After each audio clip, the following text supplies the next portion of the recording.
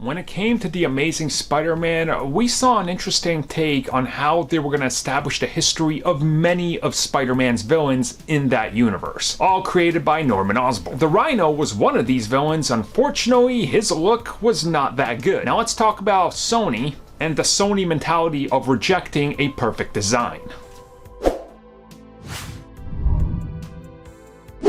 So when it comes to the future of the Amazing Spider-Man universe, obviously, it could come back at some point, for all we know now with the way Sony's handling things.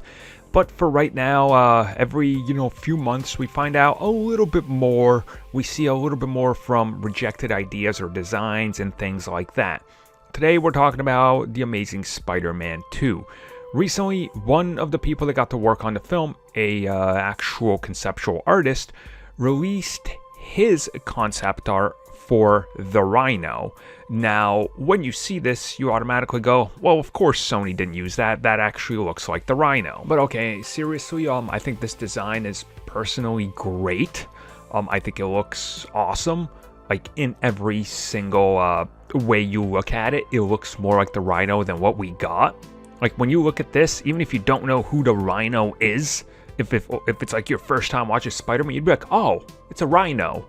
The thing we got in TASM 2 was, well, it tried to look like the Rhino, but it looked like a bulky, awful knockoff mech of what the Rhino would look like. And obviously, they probably went with this because it was Sony, and we know their mentality was you can't translate many things one-to-one from the comics to the actual, film, which that was their reasoning for the snout on the lizard as well, and many other approaches they were taking with the Amazing Spider-Man franchise. So, again, I really like what this concept art looked like.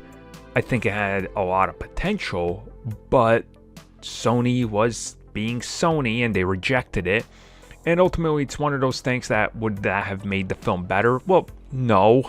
It still would have been the same film, still would have ended the same way, and still would have asked a bunch of questions that they were never going to explain and get to, like the untold story and all that junk, but it would have at least looked more comic accurate for what that's worth. Well, combining two different versions. Obviously, it's not a suit that he's wearing that's like skin tight, but you get what I'm saying. So ultimately, that's it. That's the design. I like it. That's all I'm going to say.